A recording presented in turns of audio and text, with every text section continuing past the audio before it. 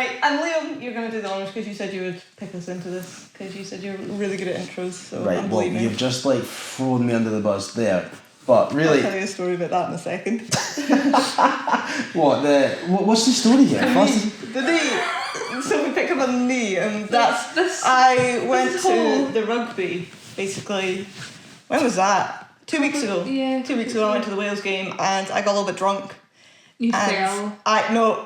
I was walking down the stairs, and I kind of like, obviously, I think part of me thought I was still walking down the stairs, and the banister went away from me, and I was still going down the stairs, so I just dropped to the floor, smacked my knee, brand new jeans, like, they're like only a couple of months old, and yeah, I put them on today, and I was like, oh shit, and I honestly thought they were my other jeans. To be fair, that was the weekend I was in Glasgow, and I messaged you going, how was the rugby? To which you answered me, I need a pee. And then I went, okay, we'll go pee then. And you never answered me for the rest of the night. It's not a lie. It's not a lie. Genuinely, yeah. So you must have had a relatively good night at the rugby. Was a good night, and that's how we told from the podcast. Embarrassing stories is the way to go. And I suppose that sort of proves the way you're going to go anyway with the podcast, because it is Talkin Pish. It is Talkin Pish. Literally. Yeah. So that is a good way to start it. Talkin Pish. You really were Talkin Pish. But away from Talkin Pish, this week's focus is going to be Formula 1.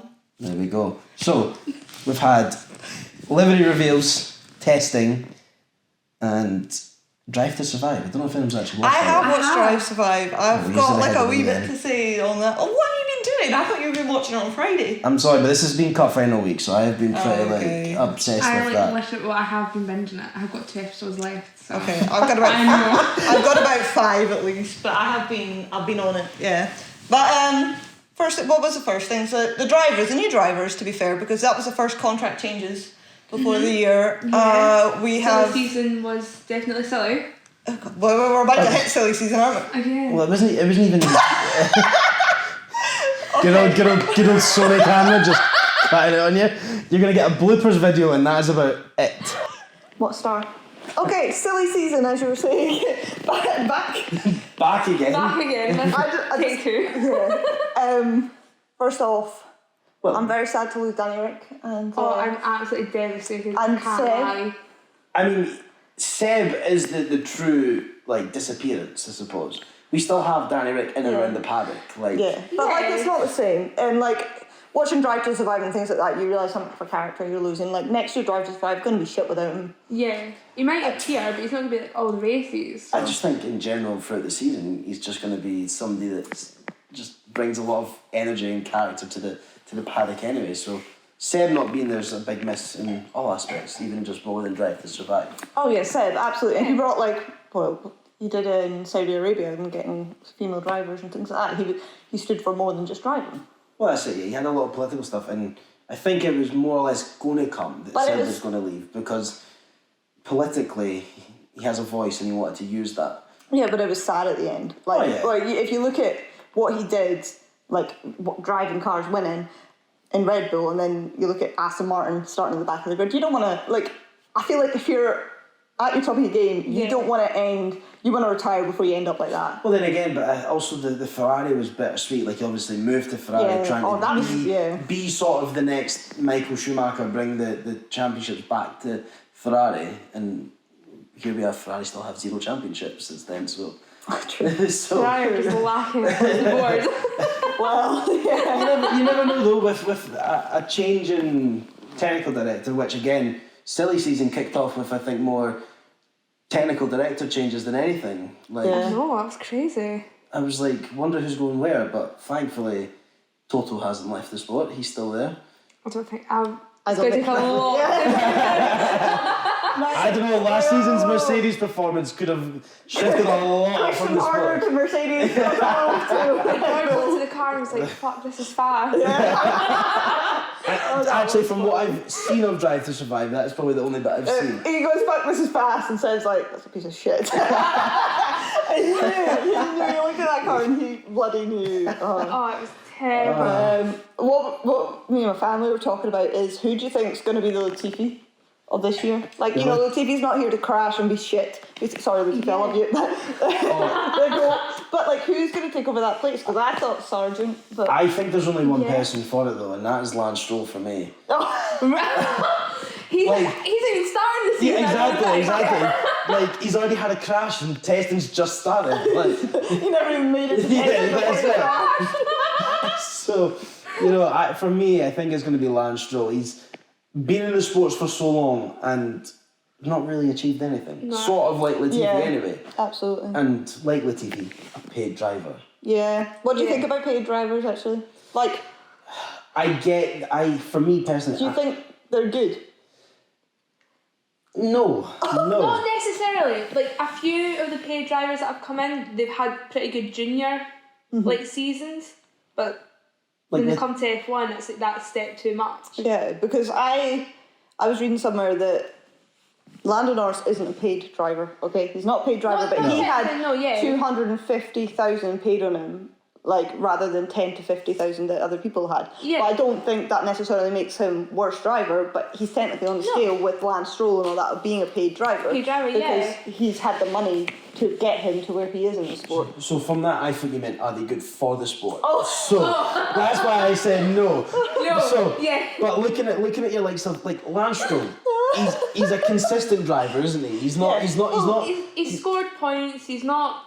He got pole, didn't he, in Turkey in 2020? Much to my rage of that, yes, he did. Rage? Did you like that? Well, no, because I was wanting Albon to have a really good weekend at Red Bull and save his seat. And he was matching Max and doing great, and then all of a sudden Lance Stroll out of nowhere just put the pink Mercedes on. On pole. I have a thing to say about that, by the way. Do you reckon Aston Martin have done another pink Mercedes this year? Because it's not technically a pink Mercedes though, is it? It's a pink Red Bull. That's what I'm saying, because I think it's so weird that Toto's saying he couldn't get up to Red Bull's standard over winter, but Aston Martin can go from the back of the grid to the front of the grid in the winter time. Unbelievable. Unbelievable. I think there's going to be a lot of investigations at the start of the season. I just think there's something funny going on there. I think if Aston Martin are a contender for like top 3, top 4, I think the likes of Mercedes, Ferrari... They're going to be asking I'll be asking questions. Yeah. I think if they challenge Red Bull, then there'll be questions asked of that as well. But let it slide. So, no, because Adrian Newey's protege is seemingly Aston Martin. So now you're looking... Adrian Newey, because I'm not going to lie, Adrian Newey, for me, is why Red Bull's so great. Because, you know, he is phenomenal. So why... The protege is that I can't say that word. Protege. It's a good attempt. Like that. He's at Aston Martin, and then Aston Martin have rocked up with Red Bull 2.0. Yeah. Oh dear. I mean, it is a coincidence, I suppose, isn't it? But then again, when it was Racing Point, they had ties to Mercedes. Yeah. And it was paperwork that was. That's what I'm saying. Yeah, so... it seems to be the same slip-up. Yeah. So, I suppose... But again, there's been so much, like, false history behind that racing team, isn't there? So, when it was Force India, then Racing Point, they've never really had a clear direction, have they? No. They've always chopped and changed, so... It might actually be nice for them to pick a side and just go with it. Yeah, and I do hope, because I don't love Fernando Alonso. I like him. Yeah. And I want to see more at the top. So I would like to see them actually be decent. So we actually get some more people on the podium. Again, though, this is the whole point in the cost cap, was to make racing. So instead of like Red Bull, Mercedes, and Ferrari stretching away, it's to bring everyone either up to their level or bring them down to everyone else's level. So if the likes of Aston Martin, Alpine this season could potentially be... You think Alpine looks that good? I don't know. Obviously, you've got to take testing obviously with a pinch of salt, but I think they've got 2 decent drivers. Yeah. Why not? It's going to be I think they two are going to be friends to start with. They're going to, and it's going to be. I think it's in the contract. I think it's going to be a stipulation of there's no first driver. They're going to let them race one day, and that's going to be that. Yeah. Done. However the first couple of races go, then they'll decide who. There'll be a Baku with Red Bull 2.0 that Ricciardo and Verstappen. Oh, Yeah. Instead of taking a lead and just letting one or the other, they just race. There you go, just race. Just go for it. And I mean, that ended very well. very well for a pair of them. Well, it could be Hamilton Rosberg as well. But they two actually knew. Well, they were best friends. Yeah. I was waiting to say. Ocon and Gasly were best friends. Yeah. They were they're no longer best friends. They might be best friends again, inverted commas. But they've never been friends again. Hamilton and Rosberg. No, that's very true. They can't even look at each other in the paddock anymore. Yeah. Hamilton's just like since then. He wants nothing to do with them, and then Rosberg's like heartless, like no emotion. Do you know what I mean? No, but do you know what I mean? It's like suddenly he's become this sort of cold character with a weird accent now. This is alright. Sorry. Alright, she's taking the moment to slate him as soon as she could. I thought it was going to be me that was going to slate Hamilton. Oh god. Well, I'm never going to slate Hamilton. I think Absolutely not. Absolutely never. I think like he's just more media presented. So I think what happened in like 2015, 2016, like Rosberg winning that title, he was fucking mental in that last Abu Dhabi race. And he was doing anything to win. And I think after that, he's maybe kind of had some media training. So he comes across a lot better in the media than what he did. Yeah. And he probably, that was what, 8 years ago? Yeah, something like that. Almost. Like 7, 8 years ago. And people changed a lot in that time. So I think also he's probably just calmed down a lot. Like, I think you won't see the same attitude with him and George as what you saw with... Yeah, no, definitely not. And like, him and Valtteri are actually good friends, which is also nice to see, but Valtteri was number 2, so there's never going to be any conflict That's there. why they were best friends. I mean, the amount of times like Valtteri had a good race and it was Valtteri, it's James, and you're like, oh, here we go. I want your fastest fucking lap, bitch. Yeah, sit down. Or I'm just sitting there celebrating himself when he wins, or... No, I know. That was sad. That was horrible. But then Ferrari did the same thing to Carlos Sainz and he never even went to the podium, yeah. Absolutely. So talking of driver partnerships, obviously a lot of new rookies coming in this season. Yep. Mm-hmm. What new lineup? Oh, actually, familiar faces coming back in Hülkenberg and things like that. Yeah. What driver pairing are you most excited seeing this season? Take the stage, Sophie. That's actually a really good question. To be fair, I'm quite obviously excited for Carlos and Charles to see if they can actually excel this time in the Ferrari. But I'm really interested to see how Lando and I knew that was coming. I knew that was coming. I'm two sort of young-ish drivers. Obviously, Lando's had a few seasons now in Formula 1. So, seasoned veteran. Yeah. So he should be a little bit more experienced, but I think maybe Oscar might have more talent, I think. Ooh! So for those big predictions already. For those that don't know, I think Sophie is a good Lando fan. Probably. Would you say he's your favourite driver on the grid? No. Oh. Yeah. So Sophie's got a phone case with Lando on it, by the way. Yeah, I did get that for Secret Santa. Let's make this clear. I didn't go out of my way to pick it. Oh. But no, I do like Lando as a driver.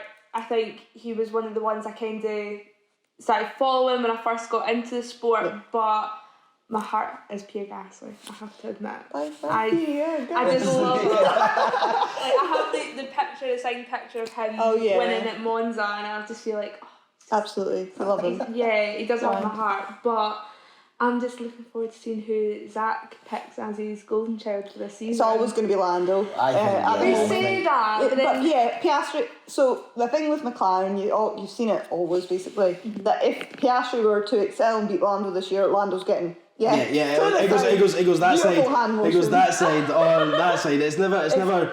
Okay, we need to bring you this side and you this side. It's you're doing well, you're not. So. Well, you saw it with Hamilton and Alonso. Kevin Magnussen, what he lasted a season. He's still in the sport now, but Kevin, he lasted a season. Who's the other one? Oh, Perez. Forget he even was at McLaren. Do you know? I didn't really know that. There you go. Perez, a season at McLaren. Jensen Button. That's it. Jenson Button did well at McLaren. He stuck around longer. He's still got a 10-place grid penalty or 5-place grid penalty for taking out Pascal Wehrlein in 2016. That is impeccable knowledge there. We speak about this all the time. Is he never retired from the sport, but he came back when Alonso went and did Indy 500. Okay. And he did the Monaco Grand Prix. Oh, yeah. And Alonso's like, on the phone to him before he went out, and Jenson's like, I'm going to pee in your seat. Yeah. Right? And Jenson goes out and he crashes into Wehrlein, puts him on his side against the wall, then gets a penalty for it. Obviously, he'd have to take in his next race. Yeah. He's not retired yet. Yeah. But if he was to ever, he's never going to return, let's be real. He is retired. No, yeah. But if he was to ever return, he would still have to take that penalty now. Oh, wow. Like what, 8 years on? Oh my god, I did not know that. It was maybe 2017, wasn't it? Yeah, I think so. It was when Alonso was at McLaren. It was when the GP2 engine, that famous shout. Yeah, God. But like you see it all the time at McLaren. Basically, if you're not talented enough, you're not there, and they will chuck you. But I think they'll give Piastri at least a couple of years. But I'm kind of with you on this, that I think Piastri is incredibly talented. He is, he won his rookie year every time. But I think one of the biggest things is he, especially in F2 anyway, he got better at the end. Yeah. So I'm not expecting big things in the start, but I'm hoping by the end, he's at least challenging or beating. It's going to be very close, or Oscar's just going to stretch. Yeah. Oh, I'd like to see it. I'd like to see it, just that Ricky just come in and challenge straight off the bat. I feel like because I don't think we've really seen that since maybe Hamilton Alonso, like that was chaos. That actual when champion comes in and rookie, we've never really seen that in F1 ever since. However, because most rookies go into the baby car basically. Williams. Yeah. AlphaTauri. So partnerships, what's your favourite this year? Or most exciting you're looking most for? Exciting, I'm going to agree that I think it's the McLaren duo, because we've kind of spoken about. But I'd like to put a wee bet in for the Alpine duo, just because I think there's so many interesting combinations, right? It's a hard thing. So the Alpine and the Aston Martin duos are the ones I'm looking at not working. Because I think, especially with Fernando Alonso and Lance Stroll, I think Lance Stroll is obviously, his dad is, Lawrence is going to be like, F off, this is our team. But Fernando Alonso is not like that. He's got to rule that team. He came out of that car on, was that Friday testing, and he was like, I'm getting in that car all tomorrow, we need to fix this, basically. And they were like, we'll do that. He held that move, So I think when Lance comes back, and that's going to be a little bit, especially as the season goes on, if that car is as good as what we think, and they're challenging for podiums, possibly even wins by the end of the season, then you're going to be looking at quite an interesting duo that's not going to be too happy with each other. And I think the thing is as well, though, is it's not even going to be anything on Lance. It's going to be more Lawrence and Alonso. It's going to be Lawrence and Alonso that have that battle in the sense of, it's like, well, he's my son. Like, I've done this for him, sort of thing, blah, blah. Not that he has just done it for him, but you get that vibe. I mean, he was putting money to Williams when Lance was there, and then all of a sudden Lance goes to Racing Point, they go bust, and he's like, okay, I'll come in and pay money for that, and now he runs the team. So I can see Lawrence and Alonso butting heads more than I can see Lance butting heads. Lance will keep his mouth closed when he has an issue. Oh yeah.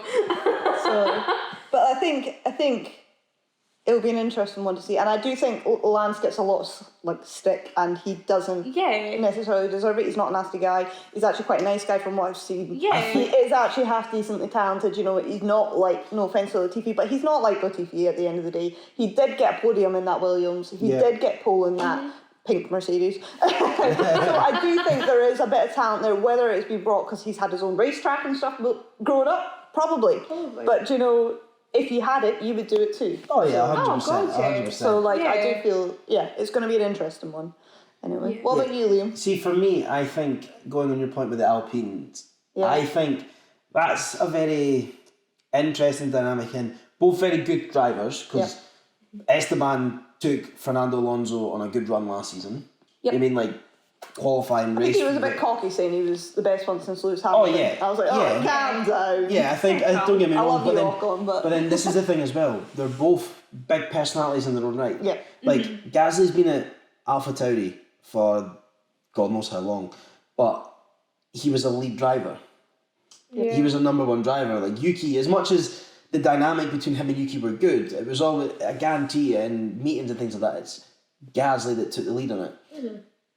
Ocon will be looking to take the lead at Alpine now that Alonso's gone, but also Gasly will probably want to go in there and solidify himself as a first team driver. So they two are going to butt heads, no doubt. But I think if it can go well, they're both very good, experienced drivers that know how to race, know how to see like points. Yeah, exactly. So I think there could be lots of positives to them and a lot of negatives to them.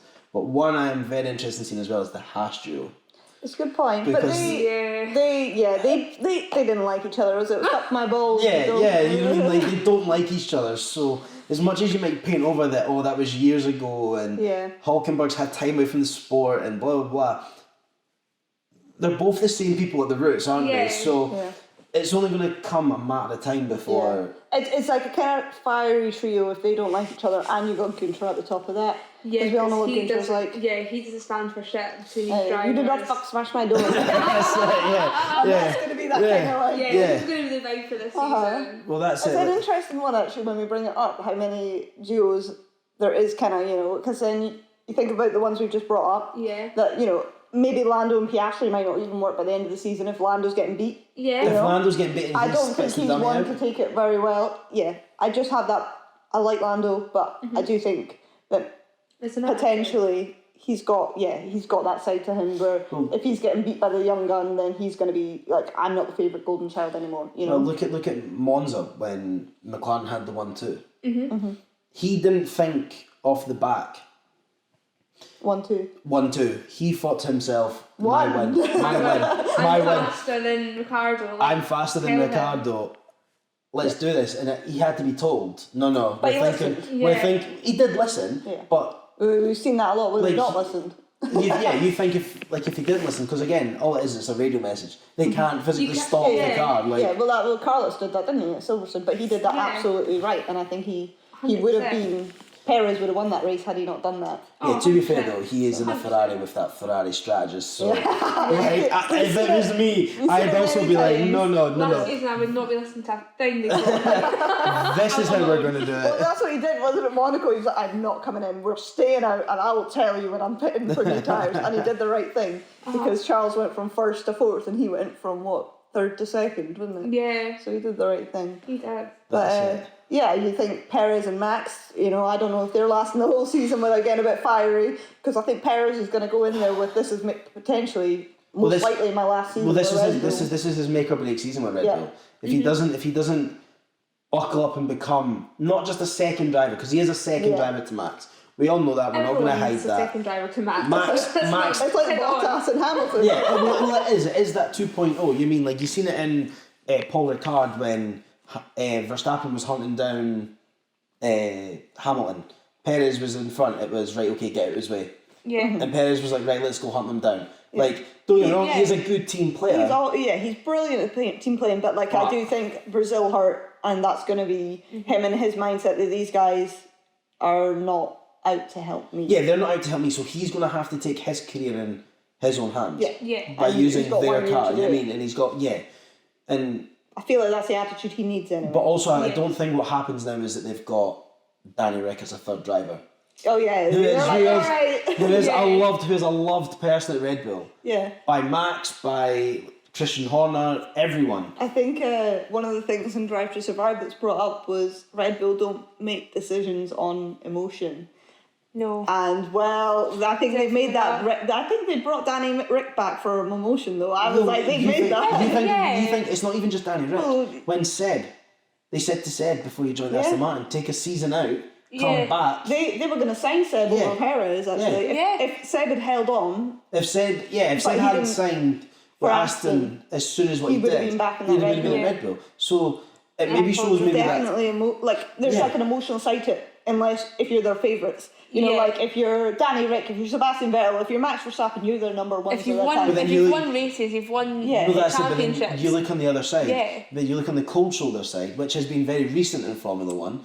Gasly, Albon, all those sort of guys where, don't get me wrong, they rightfully got the negative stick for it because, well, they did, because like they gave Gasly half a season and put Albon on the other half a season. I thought that was hard. And they said to themselves, they went, oh, I thought you meant that the drivers got deserved the net. No, Red Bull got the deserved the heat for it because doing that, splitting a season down the middle and saying, right, you get half a season, you get half a season. Okay, well they could have had like the first half season where the Red Bull had no upgrades or the lesser upgrades. Summer comes, you get the Red Bull that has all these great upgrades because we've understood the car for half a season.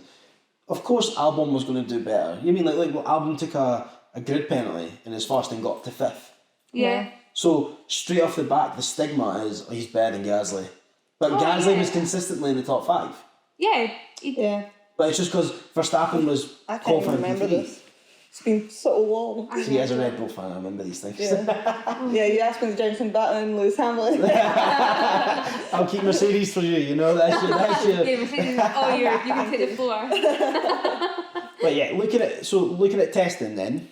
Look, can I just say on the fact of Mercedes, who you saying best livery to? Who you smashing and passing on? On liveries? On liveries, well that's where I was going with testing. And now that we've seen the cars under the lights in the daytime, what looks the sexiest car? It's just an interesting fact that 31%, the highest rated, was by fans. At the time, this is what I saw on Facebook anyway. Guess what livery was highest rated? Alfa Romeo. You thought that? I thought it was Alfa Romeo.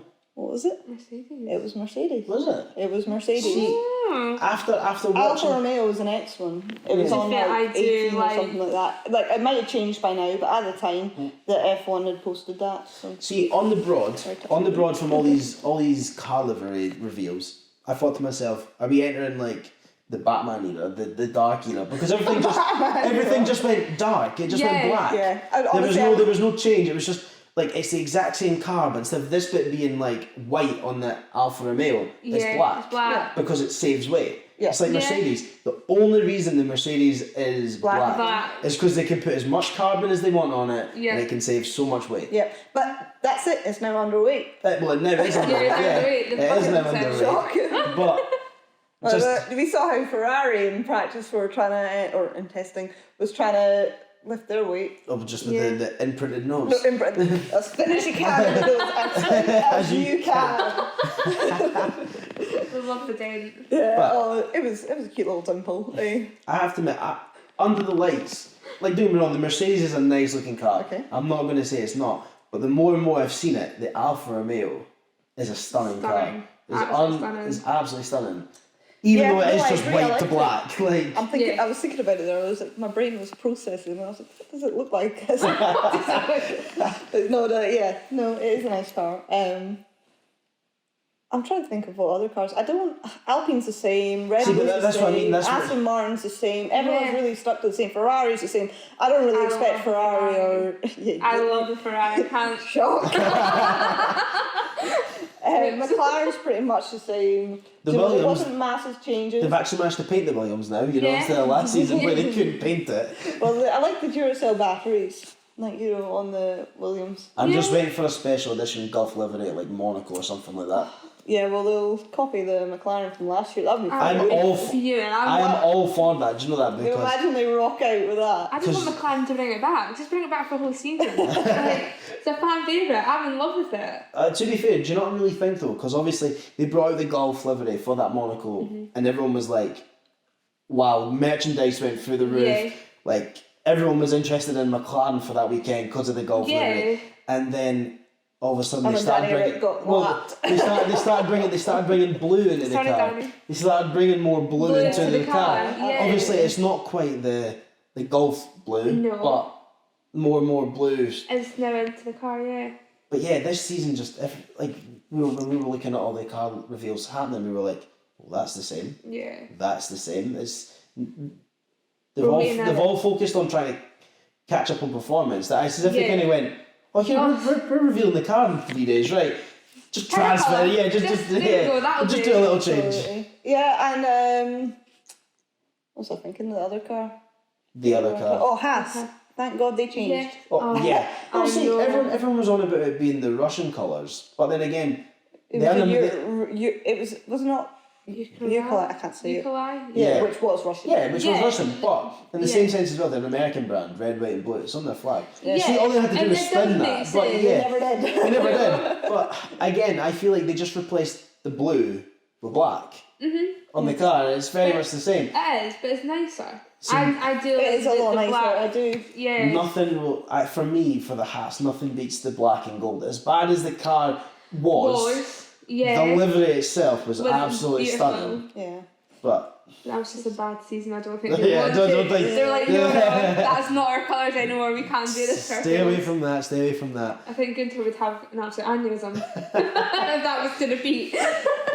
To be fair, it all depends with Gunther, because are they going to be rock stars or like a bunch of wankers? Yeah, so this is how it goes. But to be fair, from testing, they don't look. They're seemingly the fifth fastest, Seemingly the fifth fastest. I would never have put them. It's going, well, the way everyone's talking, it's Red Bull, Ferrari. We can't really decide if Mercedes are above or on par with Aston Martin, but Mercedes, Aston Martin, Haas, and then you're looking at kind of the midfield being pretty equal. Yeah. So Haas is at the top of that end, and then you've got Alpine and McLaren. Williams is seemingly far 10th. Far last still. Oh. No.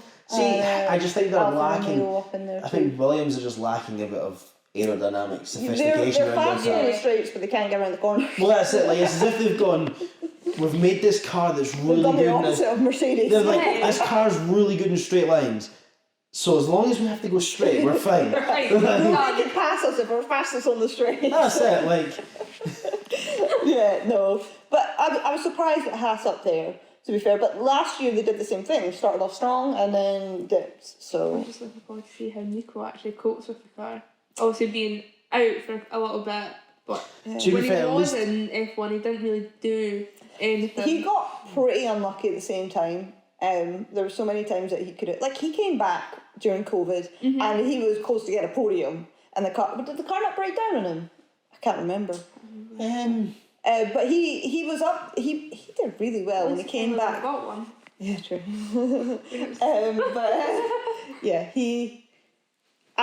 I would like him to get a podium this year, just so he can retire and say he's got a podium. Finally, just win the podium, then retire and give it to a younger driver. It's probably needing to be there. On F2, just briefly. Anybody you're looking at in F2?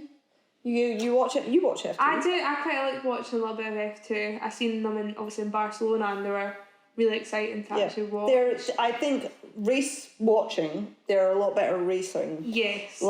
Because you don't get so much racing in F1, not in a bad way. No. But also if you actually want to watch a fight for the title. Because the cars are obviously the exact same. It's down to it's just down to how the drivers go. Down to the wire, down to the last race normally. Yeah. Okay, F2 not so much this year, but F3 it was down to that last race, and then there was a controversial decision and things like that. So it was good. We like a controversial decision, don't we? Yeah. Oh well, we're not going to bring that one up. We're not going to bring that one up. Believe that. I just like to say I started Drive to Survive and I was like, fuck off, and I wanted to turn it straight back off because I just brought it straight back up, and I was like, I can say I'm over it. I'll never be over that one.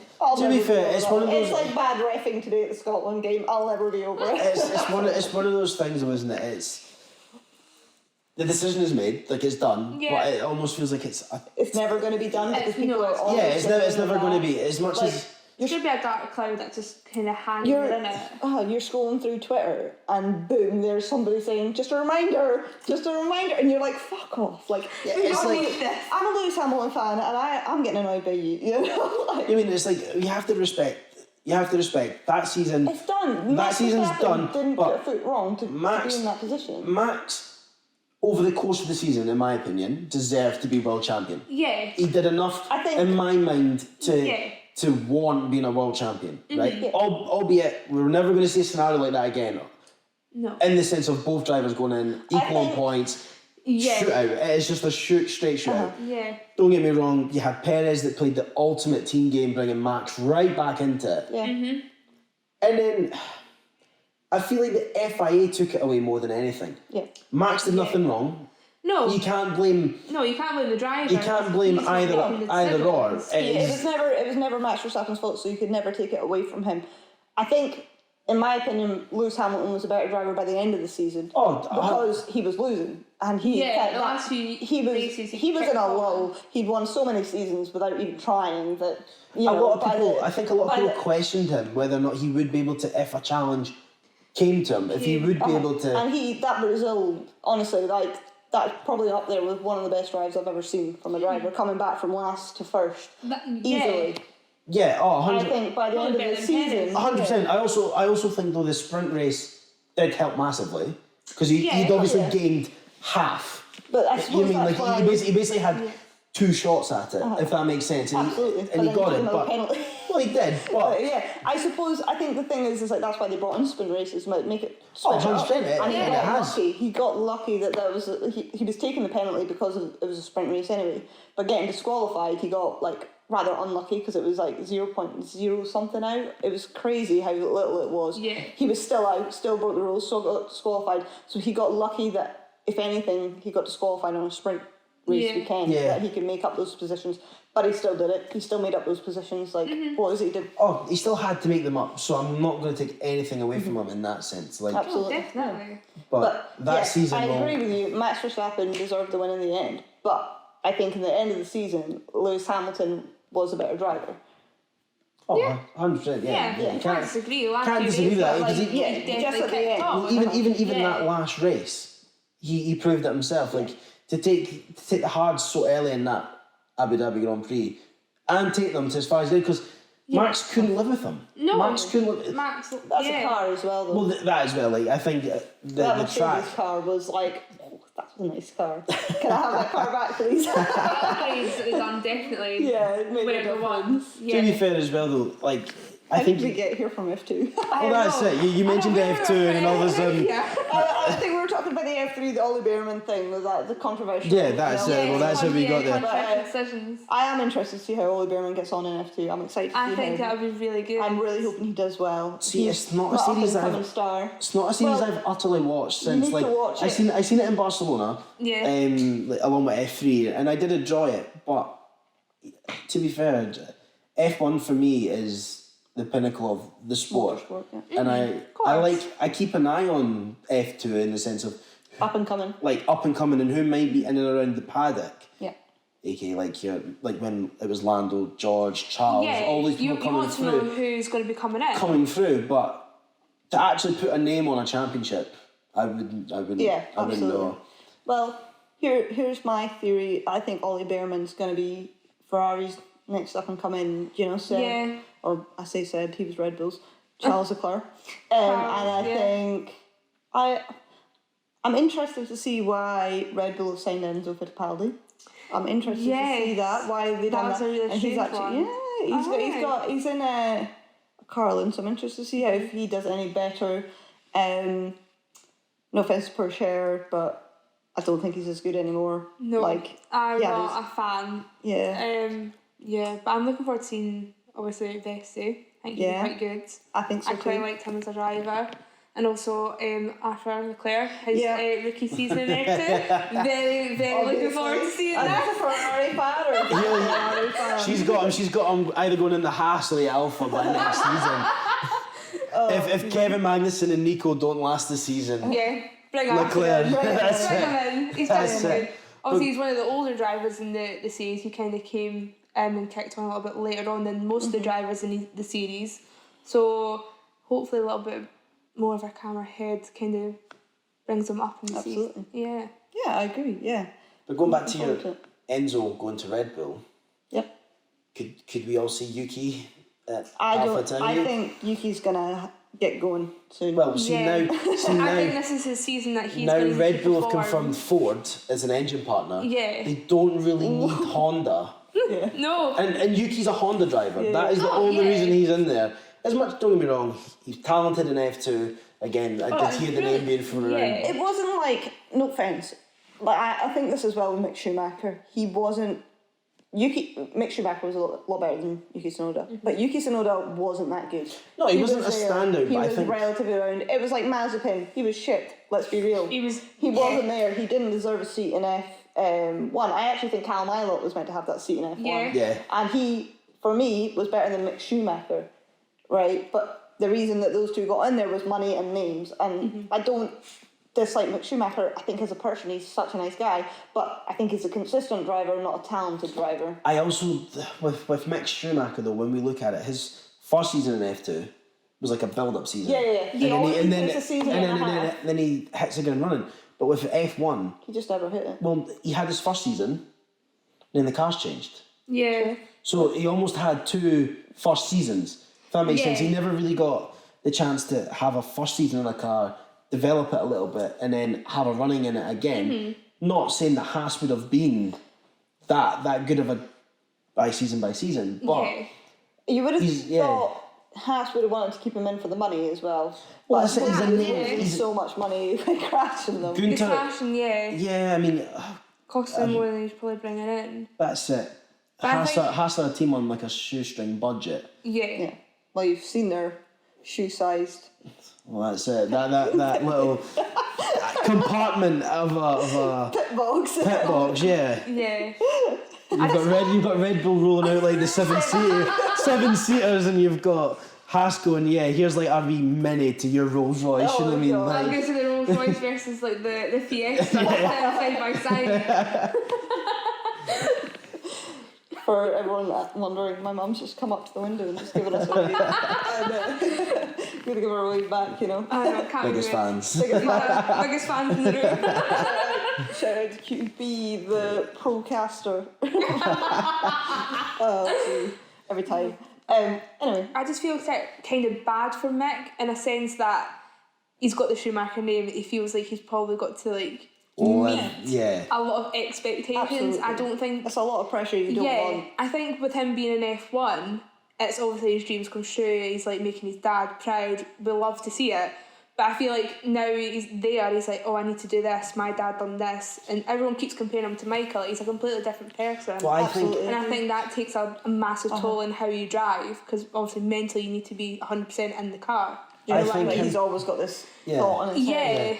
I think him taking that step though from cutting ties with Ferrari so early in his career could be the sort of the chain off his back. Like he was a Ferrari youth driver, and obviously his dad is the pinnacle of Ferrari. Yeah. Like when you think of them in motorsport, you think Michael Schumacher. Of course. You hear Mick Schumacher, Ferrari, you put the two of them together and go, this is it. Championship, that's it. You're not as... Mick could have a championship in him, you never know. Yeah. As time goes on. I think like he's one of these people that they need to be, or one of the drivers that need to be in the car. They need to give it a few seasons and then they grow. They're not somebody that, like Charles Leclerc got in that, was it an Alfa Romeo, a Sauber? Sauber at the time, yeah. He got in a Sauber and he just clicked talented. You know, like he brought that up to like in the points where it hadn't been in the points before. Look at the one that sticks out for me is the Brazil qualifying, where he went out on slicks, it started to rain, and they were like, just come in, he went, no, I'm having another shot at this, and put it into Q3. Yeah. You think to yourself, you're like, this boy is phenomenal. Exactly, and that's what Seb said, he is the most talented driver, and you think about who Seb's been with, Danny Rick, for example, and he has come out and said that Charles is the most talented driver he's ever been with.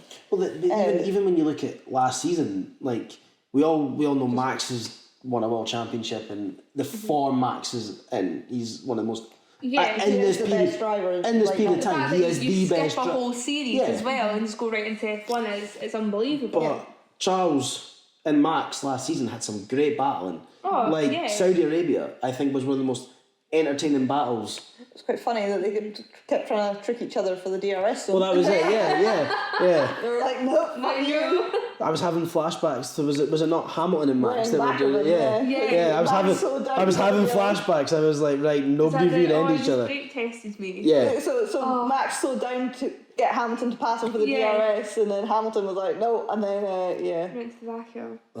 We've had some very controversial things, but it was... I feel like we're pretty good at avoiding them and not fighting about them. I know, I feel like we've already had these... I don't even think we've ever really thought about them, to be fair. We never, like, as much as, like, I think I'm very... Yeah, no, exactly, but we never even argued. We're like, I like this, you like that, and that's it. And I think that's why it works so well, though, at the same time, is you guys do have a very different opinion from what I have. Oh, yeah, in the sense of, you guys are going to say... Max didn't brake test him, whereas I'm going to say, well look at the data, and that's all you need to do.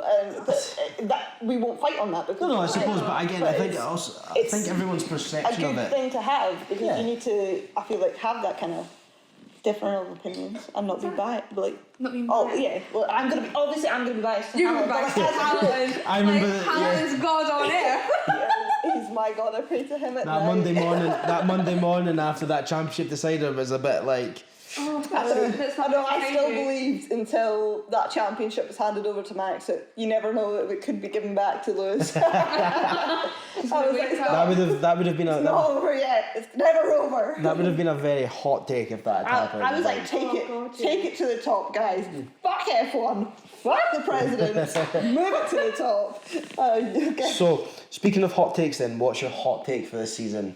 Yeah, sorry, I forgot we were doing like predictions for this. Oh yeah, we're going to do that, are you? Well, how do you mean my hot take? Like, just your hot take, you know, like, so just your one bold prediction for the season. My bold prediction is kind of, well, I feel like everyone's jumped on the bandwagon, but as soon as I heard Piastri was going to McLaren Orlando, my hot take was going to be that Piastri was going to beat Lando by the end of the season. Right. Yeah. But now everyone, I think like I see that a lot now, and I'm like, well, it's not much of a hot take now. Yeah. I'm like, well, everybody, I thought I was being a little bit, spicy, but clearly I'm not. I'm just bland. Unless we follow the exact same thing, I'm not even gonna lie. Yeah, and everyone's like, no, we agree. Oh no. Yeah. What about you? You got a hot take? Well, that was my hot take. Yeah. Probably, I maybe don't think Logan is going to do as well. I don't think he'll do well. Yeah, I don't think he's going to do great. See, I think he's going to be a consistent driver. That's your hot take. No, it's not my hot take. To be fair, it's not my hot take. I don't think he's going to challenge Albon, but I think he's going to be the driver that maybe Williams need to settle things a little bit. Like Latifi, there was such a big difference between Latifi and Albon, or Latifi and George. There was too big a difference. Whereas I actually think Sargent might not be able to be on Albon's level, but be closer. Okay. In that sense, but that's not my hot take. I suppose I've got to be mindful as a rookie, I suppose. Yeah, absolutely. I sort of have two, right? And I don't know which one's the worst one or the better one. But my first one is McLaren are going to be a bottom two team. Okay. Wow, okay. To be fair, yeah. Testing, they look horrendous. And that little punch that Lando gave the... Ooh, or as the media's taken it by storm, he's absolutely battered everything out. That little tap he's given that false wall. Like, who is this guy? You know what I mean? You think you know someone. You think... Who are you? To finish the race, or to win the race, you have to finish first. You want to come on pole position. He is the Michael. He is the Michael. Behind you. He is the Michael Owen. He is the Michael Owen of F1, isn't he? Oh, he's terrible. Like, watching him Drive to Survive, I'm like, go and just shut up. I think, do you know what? Sometimes I think he's taking the piss because he knows people are going to find it funny. Yeah. I think this season he definitely has because of the stick that he got last season. It's like, and you are we dumb? I think even people who don't watch F1 and are on season 4 of this should probably know how it works by now. It's not that hard. My second hot take is George is going to beat Lewis this season. That's not a hot take, to be honest. That's that happened last season. That's what I No, but everyone thought it. I didn't. Everyone obviously thinks that if Mercedes have a good car or a better car, Lewis will be better than George. Mm-hmm. I think what we're going to see is George not take the reins of Mercedes, because Lewis and Toto are like that together. I mean, they're going to be... They're always going to make Lewis a favourable driver within the setup. But I think performance-wise, we're going to see George... You think? Stretch a gap to Lewis and maybe start making Mercedes question, okay, do we stick or do we twist? Yeah. Because it's only a matter of time before they do twist and go with George. Mm-hmm. But I think George might make it a lot sooner than maybe Mercedes want it to be. See, last season, I, as a Lewis Hamilton fan, thought George would beat Lewis by lots. And I was surprised that Lewis actually came back after that second half and actually was a better driver. So I'm going to disagree, not because I'm a Lewis Hamilton fan, but because I did agree with that last year, but because I disagree because Lewis surprised me in the second half of last season, and actually once he figured out the car, because you've got to remember it's a new car to him too, he was a better one. And I think, whereas I see George constantly pushing the car and testing, whereas he would go for that fast lap, what I saw with Lewis is he wasn't going for that fastest lap. He wasn't. He was working out the car. He was working out what to fix on the car.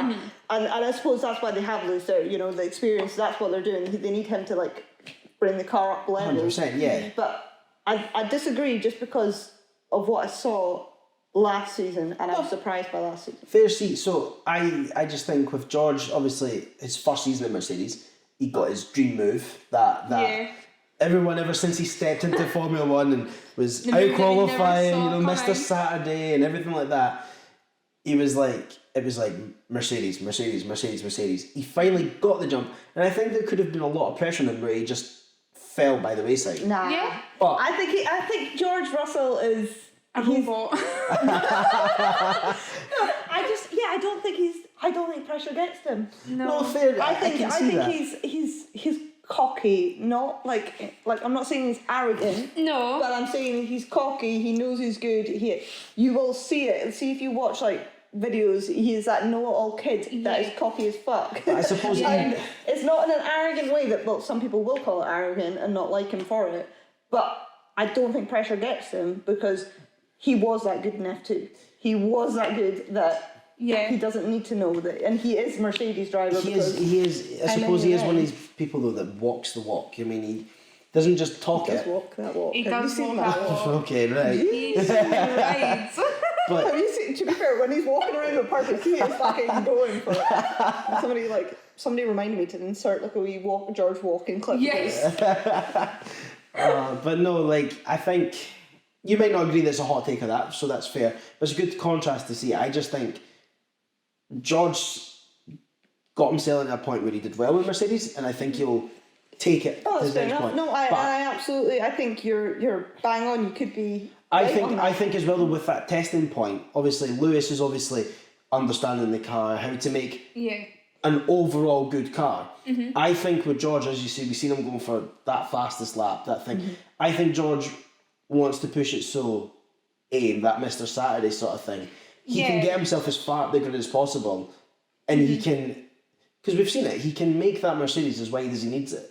His battling is very good. He's good. He's such a talented driver. So I think he's going to take that Will Buxton quote and go, I want to start first because I know all the 19 drivers start behind me, Yeah, but, I really do hope Mercedes, Ferrari, Red Bull are all challenging for that pole position this year. And Aston Martin, get them all fucking. Well, that's what I'm saying. I wouldn't mind that. Top 10, one of each team. Oh, could you imagine like a Verstappen going for pole against Hamilton, Leclerc, Alonso? Yeah. Here's a hot take for you.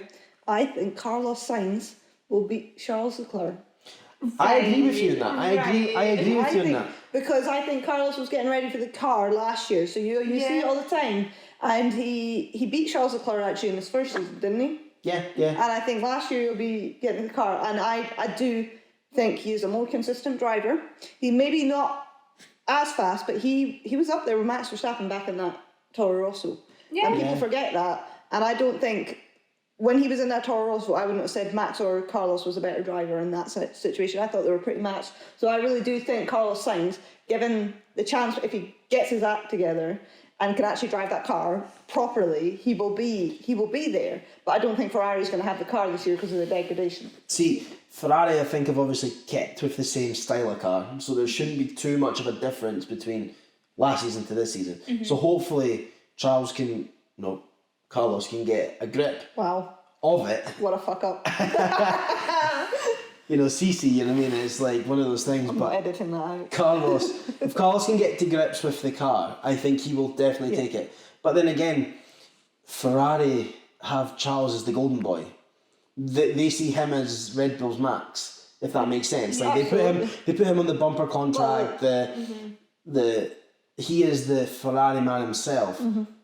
I think with the new technical director coming in, he said it. I have no first driver. Yeah. I have two drivers.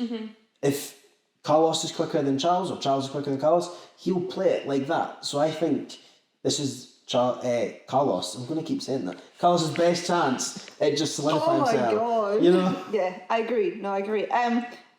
Also, you've watched Drive to Survive? You haven't watched anything? I've seen clips here and there. You can spoil it for me. I don't care. Yeah. Well, I'll give you comments. First off, what do you make of the Günther Steiner and Mick Schumacher kind of palaver that has been happening? I also kind of want to talk about, somebody remind me about TikTok and F1, because yes, I have a lot to say on that. TikTok and F1. Right, I have a bone to pick, and I want to see if you guys have this bone to pick. But go on. Anyway, sorry, distracting it. Yeah, no, I think going back to my point when we were first talking about Mick and being like the pressure and getting to him and trying to live to his name, I think Günther was a little bit tough, but then I can get why. He's got Jean down his back, like, oh, I need to go phone Jean. All the time. I just felt quite bad for Mick. I didn't think he got the breathing space he needed.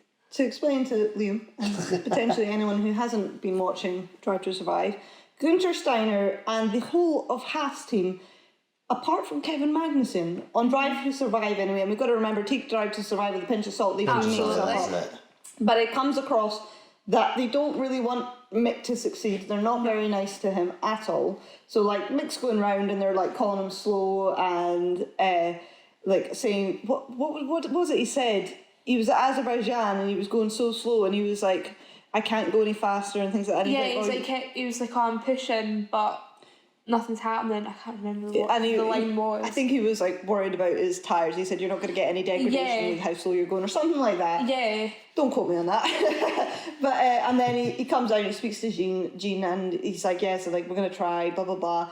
And like the whole, like I think one of the mechanics as well is just like so like they're really negative. They're saying how slow he is. Kevin Magnussen says, actually, you know what, Mick can do this. He's a talented driver, yeah. I think Kevin Magnussen was the only one that really backed him. And I get Günther's in a position to have to do what he does.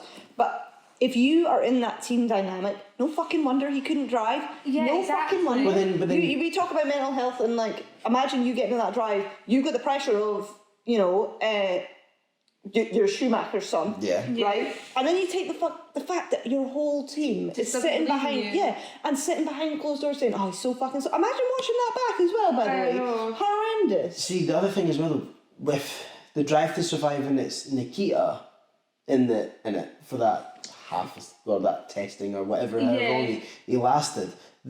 The dynamic last year, wasn't he? Was I think that's what I mean. Like he started. He was meant to race, but didn't. The dynamic of it, the dynamic of it was quite frankly that Nikita was so upset about the chassis that he thought they were favouring Mick. So I think Haas have always sort of had that dynamic on Drive to Survive. So it could just be Drive to Survive trying to keep that dynamic. It's given. Günther in a new light for me. I'm not so keen on him right now. I think obviously last season's Drive to Survive really made him like. Everyone, he was a fan favourite, the pinnacle. He didn't have any pressure, did he? No. In the car that my throat's gone there. No, he didn't have any pressure. He'd taken a car that he hadn't developed and he was like, yeah, let's do a year of fuck all and development, not last year, but the year before. And that's where he really kicked off. And when two rookie drivers, like what are you doing with two rookie drivers? Do you know what I mean? Exactly. And then that's when he did like he was in the boat and everything like that because he had a season of doing fuck all, but you know, media stuff and things like that. Like you know, this was his season. He didn't have the pressure to make the team better. Last season not being dead last, second last, and they started off at coming fifth. Okay, technically seventh, but they came fifth, and that kind of put them at the top, and then they just went plummeted back in the grid. Get up there, you know, and Mick Schumacher getting lapped, things like that. But I do think it was unfair. I think he felt bad because obviously the team were like, oh, you're so slow, but then he was always he'd be the driver to crash, to make absolutely. the silliest minor mistakes that would cause him the race points. Don't get me wrong, I'm not backing the fact that he's an incredibly talented driver. No. But I'm thinking that. But yeah, I get you. Yeah. That would be like he's trying to be careful with the car. Mm-hmm. He's not trying to make any mistakes. He's trying to make sure he's doing things properly, and that's maybe affecting speed. That's what they said. To be fair though, look at his shunt he had in Saudi. Yeah. I would be going slow after that shunt as well. Yeah, the car was in two. Yeah, that's what they said though, wasn't it? They said maybe that was it. Like that. He, as soon as he tries to basically push the car, he just crashes.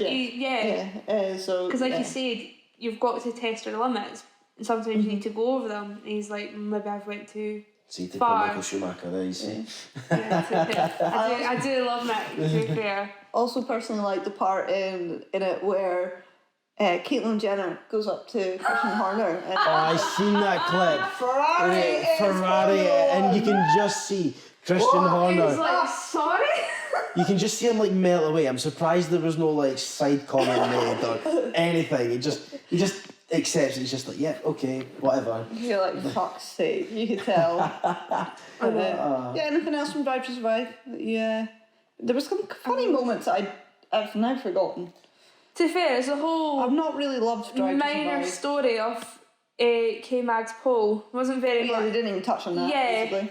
And they didn't touch on George's win. No, they didn't touch. They didn't really touch Brazil. No, they did like Silverstone and Miami 4 times each. Yeah, Silverstone was nearly every single episode. Yeah, did they just not turn up to the rest of the races? I don't know. They turned up to Silverstone and that was it, and they were like, right, we've got to use this. Shit, get to Miami. We're gonna, we've got to use some other footage somewhere. But yeah, They really didn't do that many races. We had Baku and things like that as well, but not really properly. Silverstone just got overused. They didn't even, for as much as they used Silverstone, they never even got Joe on to talk about it.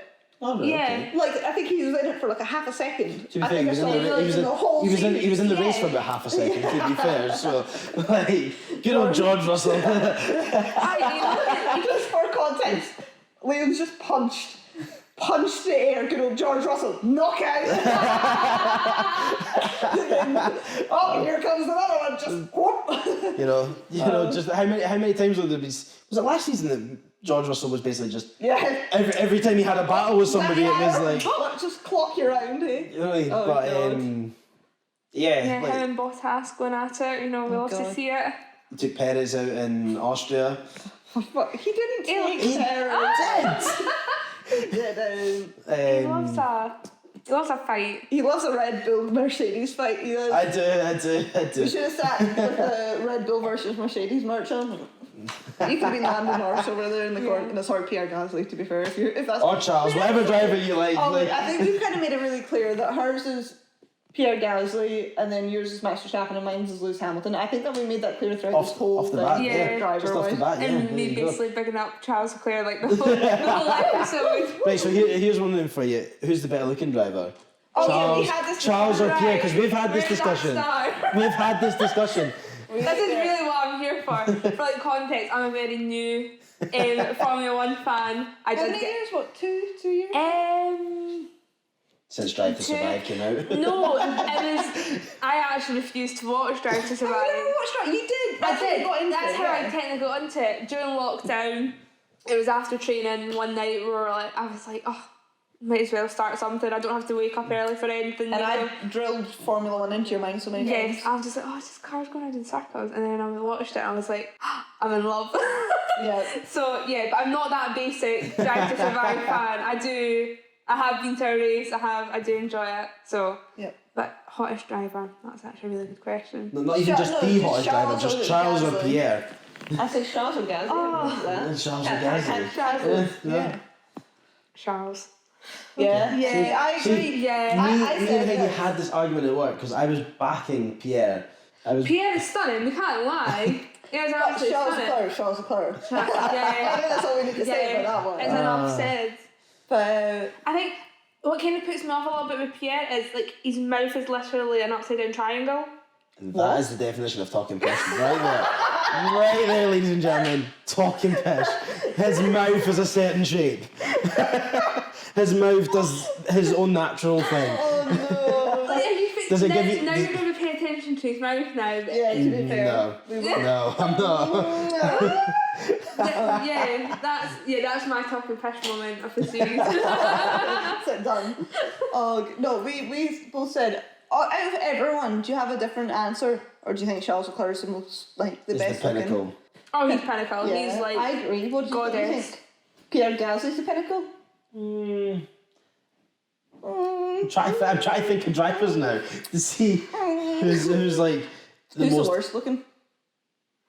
Max Verstappen. I'm not gonna lie. Oh no, Did not see that coming at all. The kind of like light blondie, brownish. Yeah, he's a vibe. He's a vibe. Is he right? Okay. I'm now scrolling through like everyone in my head, like Tinder. Surely Fernando Alonso has to be one of the ones. Smash or pass? That's right. I'll give you people to smash or pass on, right? Okay, here we go. Gunnar Steiner. Last season smash. This season, we'll see. You're smashing him. Does the boat come with him? Can we get the boat? Yeah, because if it's the boat, then like I'm in. But like, well, because money talks. Like, come on. Well, you gotta hit him up, slide into those DMs, take him out for a date to see. You and Fittipaldi on Instagram, no, Gunter, I'm going to pass, unfortunately. Oh, ouch. That was a painful one. What would you... Are you smashing? Oh, I'm fucking passing. Not a chance. Alright, okay. Zach Brown. Oh, pass. Okay, pass. Okay, you Hard can know pass. that. Oh no, you can... Sorry. I was just the fact you're still like on shock, like hard pass. Oh my god. Nah, he's just a Yuki knob. Tsunoda. No. Oh my god, I thought you were... Pass. It'd be a good vibe to have around you. Okay. It'd be like positive. I like Yuki. It's the height. I can't... To give you the ick, he's got everything else but the height. He's got the funniness, the look, the charm. The money. The money. The anger in the car. The fact that he's the same height as me, which is 5'3", not really it. So you're passing? Yeah. What are you doing? Smashing or passing Yuki Tsunoda? What? I pass him as a friend. I smash him as a friend. Like, come on. But like, So you're smashing him? oh yeah, why not? Yeah, Why not? We'll be nice. kind to you. We'll be kind. Okay. Diversity, you know. Okay, fair enough. Well then. Who's the race strategist for Red Bull? I don't know. Hannah? Yeah, Is it Hannah? Hannah the race strategist. Smashing or passing? Giving him a female for this. I know, He's give getting him- offended. You give me one that I really can't even remember. Is she the one that had You're the gonna have to podium? And, remember. like, Yeah. podium, Everyone said it was all down to the strategy. Mhm. Yeah, I'm probably still going to pass here. Wow. I don't Doesn't know. have the Smash or money. pass? I'm passing. I'm passing too. Sorry, Passing. not gonna lie. Okay, Total Wolf. Smash. My mum. Smash. My mum is the only reason she'll watch F1 is Total Wolf, and I'm like, Literally. and she doesn't even call him Total. She calls him Total. Total. Total Wolf. I'm like, no, he's not. He's not a total wolf. Trust me.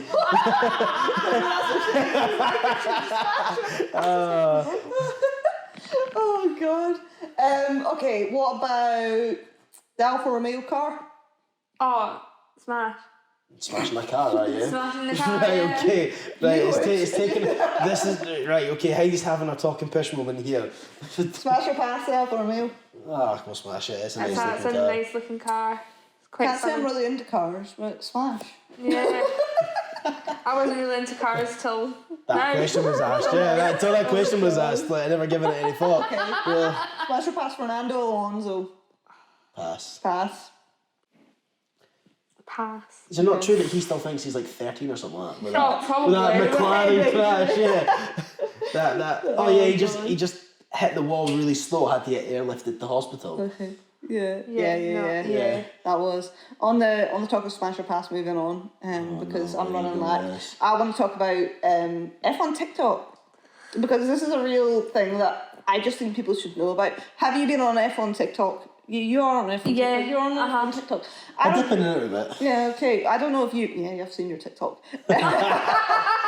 Thanks. We'll leave that there. Just expose me to like. Well, I am on F1 TikTok, and Actually, I've seen your TikTok. yeah, it's it's kind of scared me. I don't know if I've ever spoken to. I think I have. You know about spoken these about scenario them. things. These scenario things. That come Wow. up, people spend their time of day, and I saw one. Right, this is like mental. I saw this last night, so I really want to talk about this. Okay, so last night I'm scrolling through my TikTok. This comes up, and it's a point of view, and they're like, "Should I write about this?"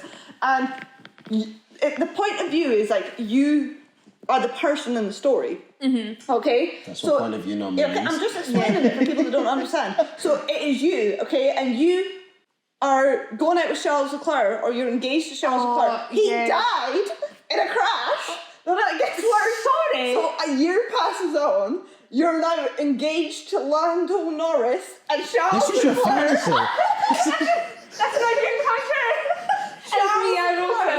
Charles Leclerc turns up again and is like, "Hey, how you doing? What's up?" This is like based off the Taylor Jenkins Reid story by I'm on Book Talk as well. I should probably make that clear. This is not somebody making up the story. No, so this is like it. it's a book. I think it's called After I Do.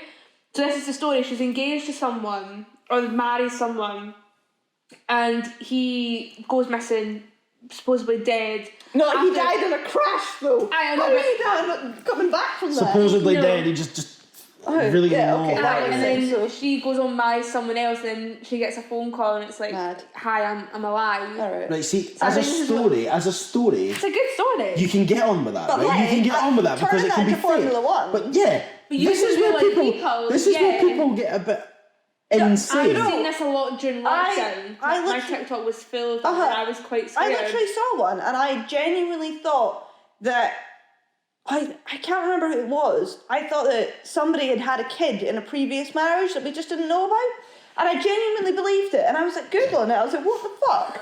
And then I went on the comments, and it was all the same. They were like, "Wait, I'm so confused." And they're like, "No, it's a story." And it was Jules Bianchi, and I was like, "Why the fuck would you make up a story about Jules Bianchi had a kid and Charles Leclerc was now looking after it?" And I was like, "Oh my god, is that like? Is this actually true? Like, is this like? It was like a picture of Charles Leclerc with a kid, and I was like, is that actually like a thing?" So that's what I really believe that. And I think that's a bit next level to then go and pull up like. Just respect the dead, you know? Respect the dead. That is the lesson that you take from that, is respect the dead. But like, it's one thing to make stories up about these F1 drivers, but then to try, like, say that Jules Bianchi had a kid. Yeah. You know, that's just something else. Like, what the fuck? I can get behind the Red Bull team director at the time's daughter's secretly seeing oh my god, Carlos Sainz. I've seen that, yeah. Of course I've seen it. This is the one that I brought into. You say I have a weird TikTok, right? But I brought this into. I remember I showed you this. Yeah, you showed this so many of them at level that it was so funny, and I'm gonna try and like link it. Like, just so people can see it, or do something. So people can see what we're talking about. But it was I feel like this is a widely done thing. I think everyone's seen it, because even like Ellie's seen it. Yeah, probably me sending it to you all, to be honest. I was honestly dying. I showed it to everyone.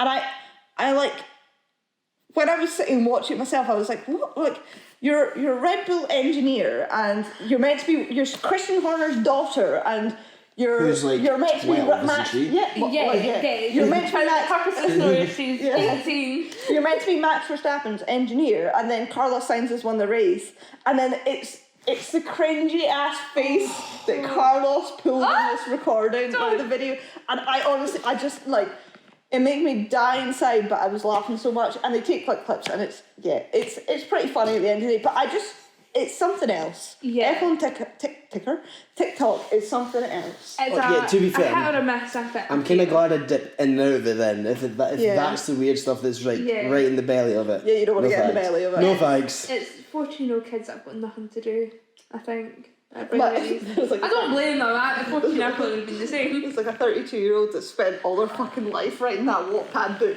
and making up Instagram, TikTok videos, that's sitting there thinking, she just called me a 14-year-old girl without any life. Sorry. Great. Sorry about that.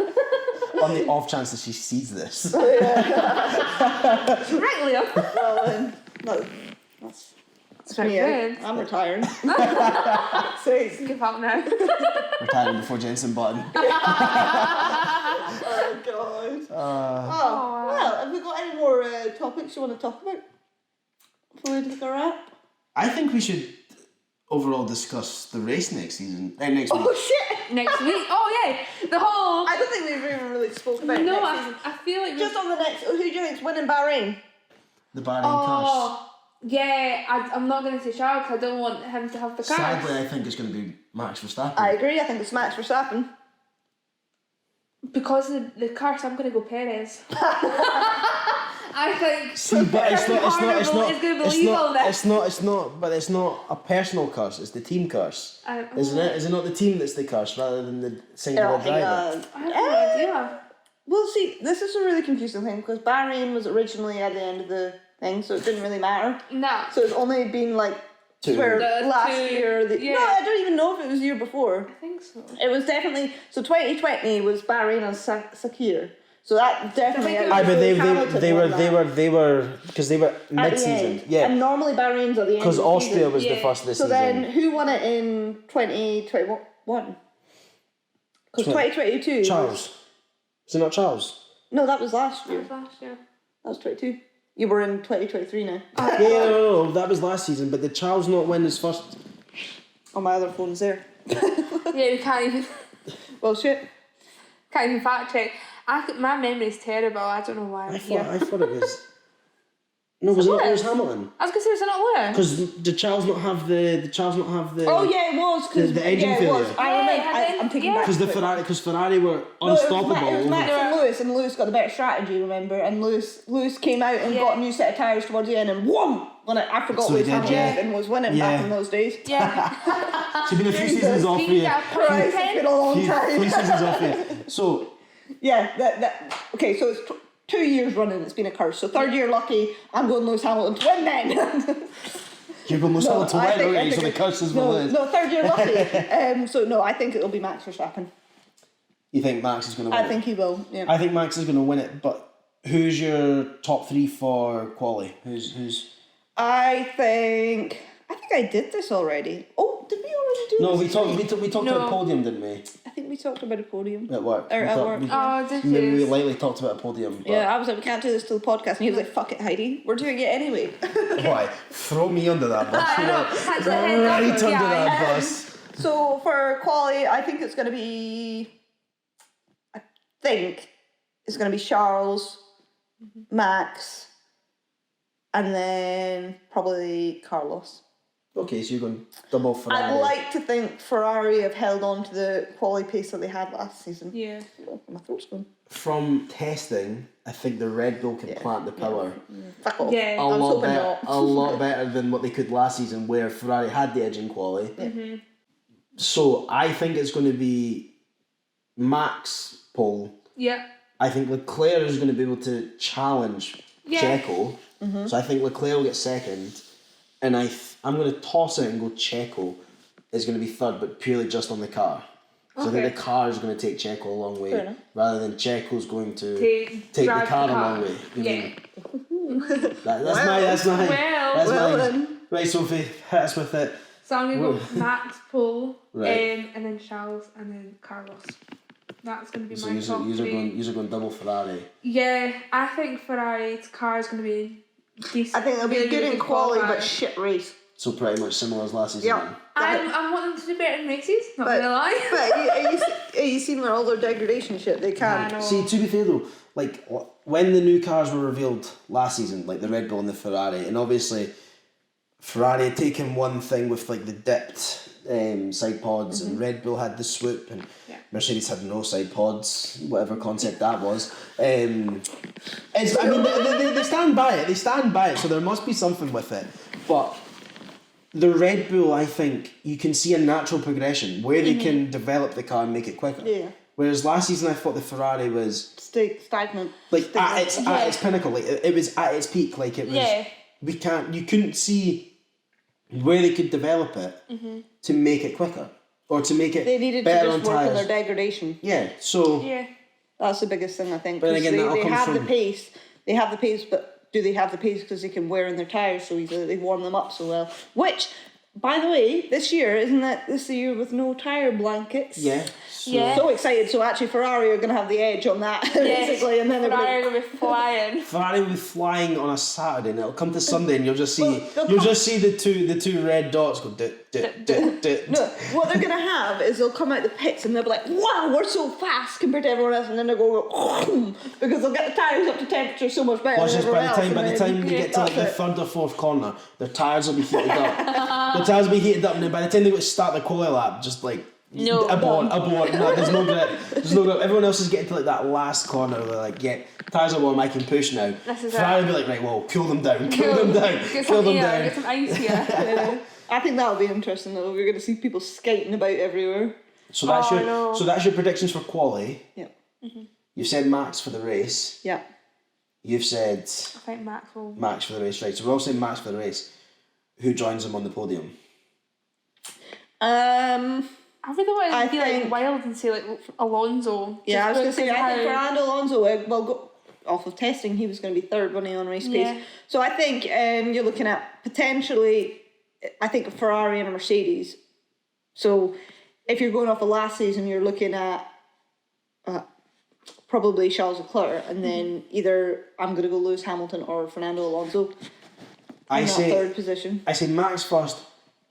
Charles likes Bahrain as a circuit. Like, whenever he's qualified or raced there, there have been relatively good races and good quality. Yep. So I think Leclerc will finish second, and I think George will get third. Fair enough. So you're kind of going similar to me. I think only if the race goes the right way for Mercedes. Yeah.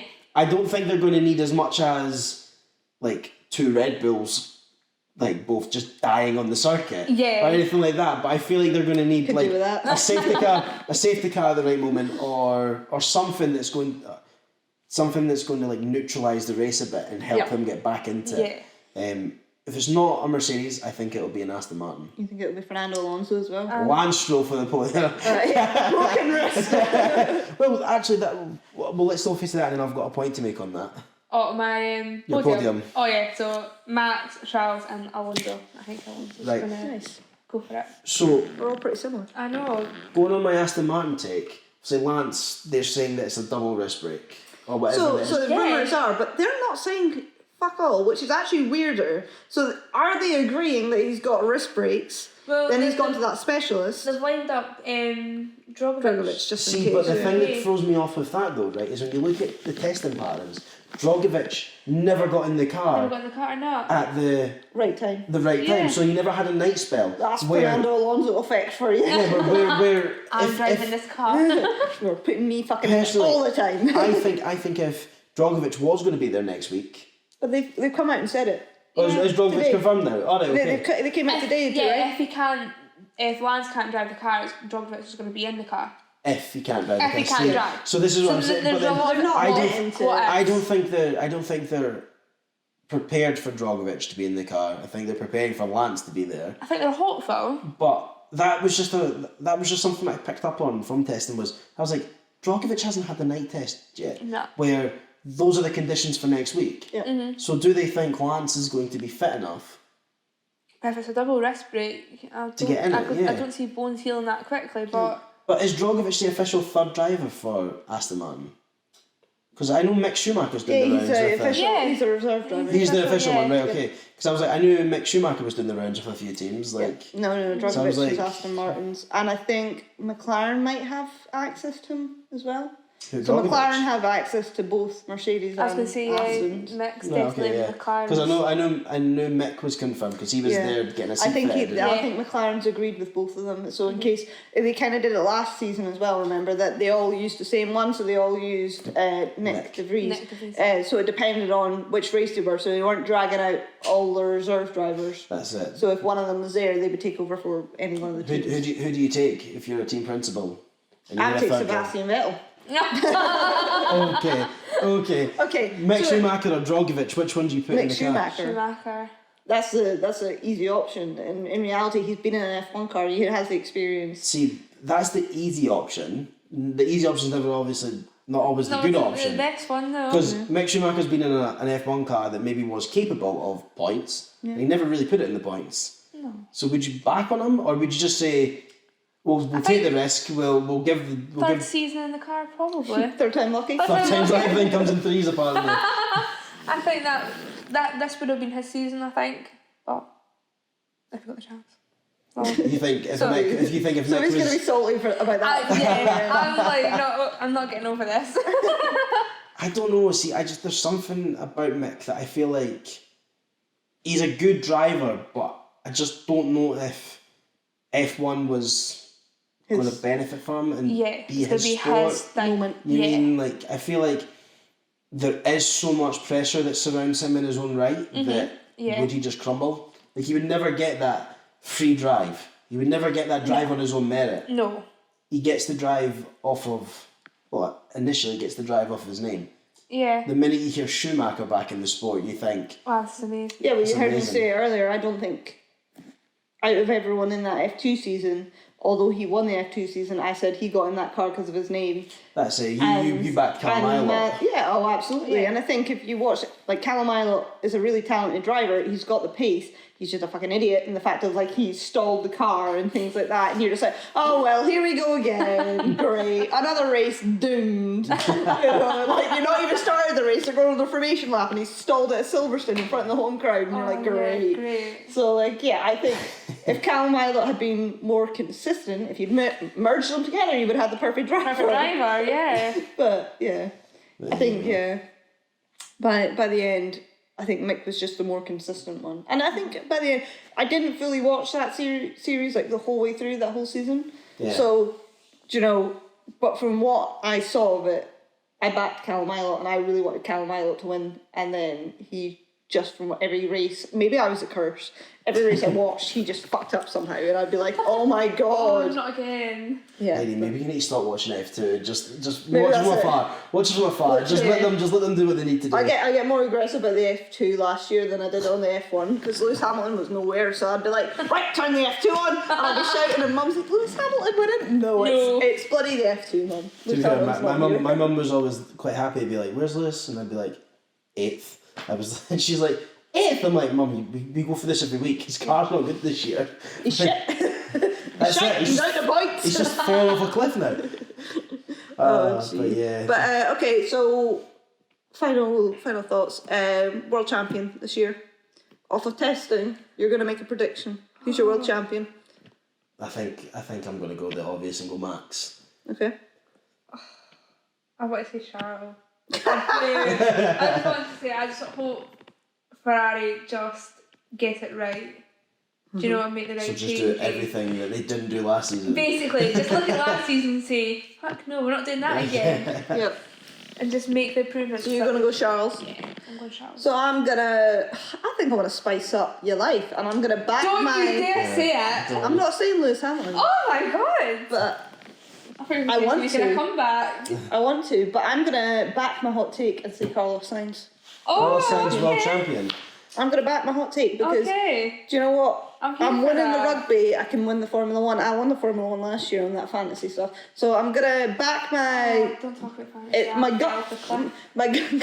My gut says it's going to be Max Verstappen, but my heart says Carlos Sainz, and I'm going to go with my heart, and I'm going to say, like, let's spice up your life, and I want to see somebody different, and yeah, I just think he's got the ability. He does. Let's show it. Yeah. That's another hot take as well, though, that you're going to say. That's a hot take. That's a really hot take. That is like, watch this space. Get the oven mitts with that hot take, because if that comes in, I don't even know what I'm going to do, but I'll need to celebrate something for you, like, 'cause that is...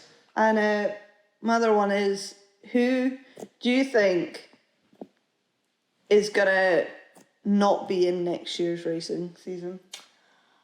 Oh. Do you think anybody? What do you mean as in who's not going to be in? Yeah, do you think there's going to be drivers dropped? Do you think there's going to be drivers retiring? What, midway through the season or in 2024? Next year. Throughout this year, who are we gonna see leaving, retiring? I see Yuki and Perez. Yep. Okay. Yeah. I see Yuki Perez. Yuki, if he doesn't stop with if he doesn't mature, doesn't take rages, tantrums, I think he'll be away. But can I add a hot take into that as well? Mm-hmm. They'll not replace Perez with Danny Rick. They'll replace They probably won't, Perez with Nick De Vries. You're going Nick De Vries? No, I'm Nick De just Vries? saying. No.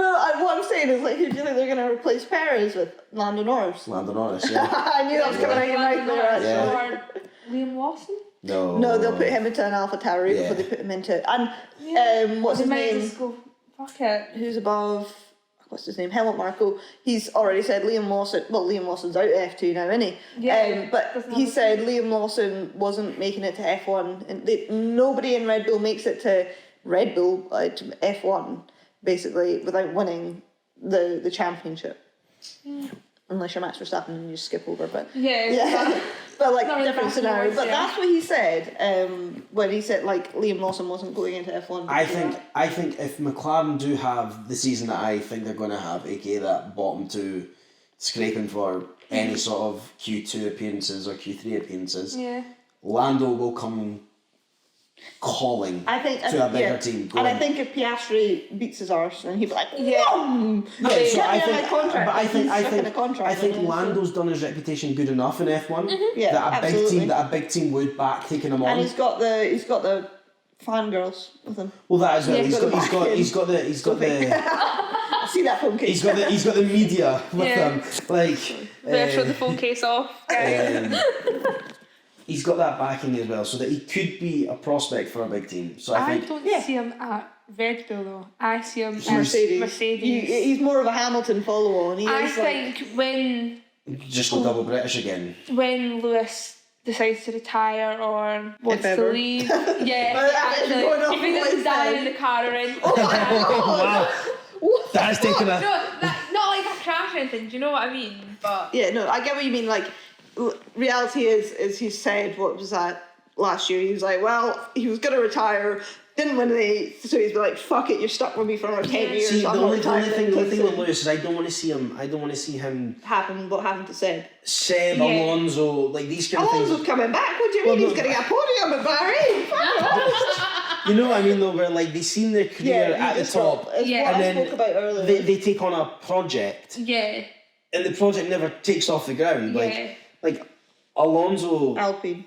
Well, I was going to say like going back to McLaren. That was a bad time. Do you mean like it's like he went back to McLaren and thought he got was the money though, didn't he? Well, he did. He got a bumper contract with that, but I mean, you don't want to see Lewis go from a 7-time world champion, potential 8-time world champion, whatever he's going to end up with, but then being on the grid at like finishing 15th, and that's a mediocre or a decent result for him. Like that's the average for him at that point. You're like, but I think if he gets his 8th, he's retiring. I think he won't be out that door. He's going to be like, fucking hell, leave it on a high. Get me out. I've had enough of this. 100%. I think he'd be the first to admit that himself. Yeah, but I think he did admit that if he'd had his 8th, I'm pretty sure I saw somewhere that he'd said if he'd had his 8th in 21, that would have been his like pinnacle. That would have been his final. I think he would have probably looked at retiring. Yeah. Mm-hmm. I'm probably way off, but I think if George beats him this season, or if Mercedes probably in the midfield because they've not managed to push on or kick on like they're wanting to, I think he probably would retire because he's like, I'm not going to get anywhere now to get my 8th. Do you know what I mean? Do the fantasy, go to Red Bull. Max and Lewis in the same machinery. But nah, I don't see him leaving this year, especially even if the car is not great, because they've said this car isn't a championship winning car already. Yeah. I think Lewis is the bigger man as well, though, but I think Lewis would rather, even if he leaves on a high, back to the top, leave on a high in Mercedes terms, like he got them back to the front, and even though he never saw the success himself, he helped push them forward. And I think when he leaves, Toto leaves. They're a dual act. They're a dual act. And you'll see Mercedes go. They'll plummet. Who could replace Toto Wolff? Susie. Susie. No offense, but you saw what happened to Williams. Susie took over. No, I'm sorry. Not Williams' fault. Not like that. But like Susie took over, and then Williams went quite. I'm not blaming her, but like I was just joking. But it did go downhill. As soon as she was at the top, bless her. But it was already on the way down. No, I don't think he'll retire this year, and I think, I think you'll see another 2 seasons at Lewis. At least, yeah. But at the moment, probably 2. Going back to that Lando thing though, I get why you would see him go to Mercedes. Yeah. But Ferrari. He's also good friends. He's also good friends with Max as well. Yeah. Even looking at that pinnacle. Hamilton and Rosberg, let's go! Again, different dynamic though. Verstappen's winning championships. But Max and Daniel were good. Yeah, but sometimes, you know what I mean? But yeah, Max and Daniel weren't good friends in that car. No, they were not. No, but then this is what I mean. Maybe the attraction to bring Lando to Red Bull is Max. To be in that championship winning car, because he knows it's a championship winning car because of Max. He thinks he's on par with Max, and he said that. But so why wouldn't be the favourite driver? So how he probably wouldn't. But then again, Red Bull for the media always come out and say they don't have a favourite driver. So could they spin that on Lando as well and say they could spin the narrative and let Lando win a world championship, rob Max of a third or fourth. To be fair. What are you on about? Max is going for the 8. We're going down a slippery slope right now. I know. Just trying to stir the pot here and get Heidi. Wild. Just get Heidi like enraged here. Fucking hell. I don't know. I actually like if Lewis wasn't. Do you know what?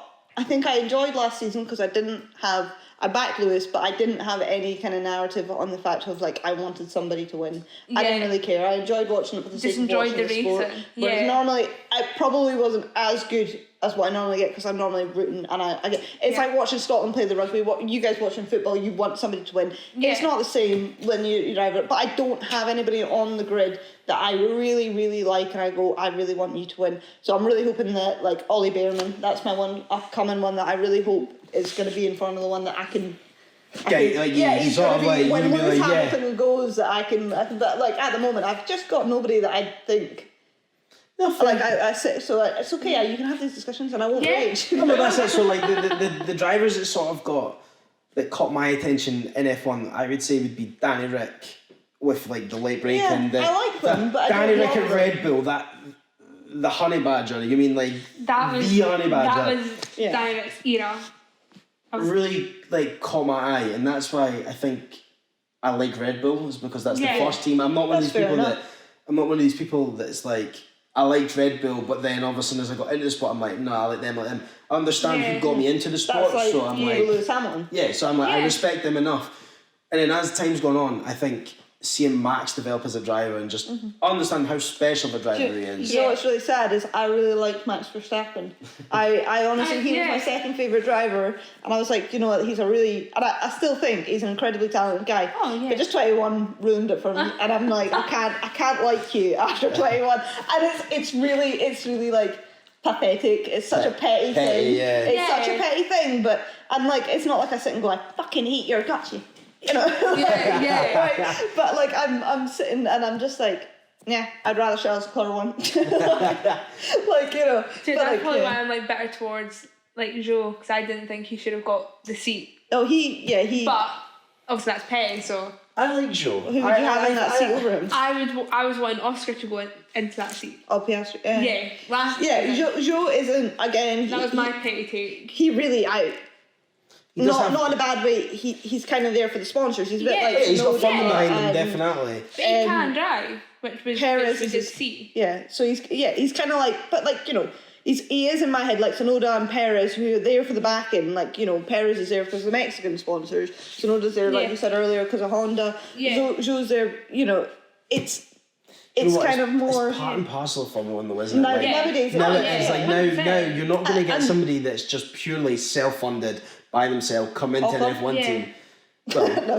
You mean like you're not going to see the future? You're not going to see it quite like that anymore. But like, I like Joe. I think he's a really nice guy, and I do think he can drive a car. Him and Valtteri are a good backing with each other. He was nowhere. He was pretty quiet apart from.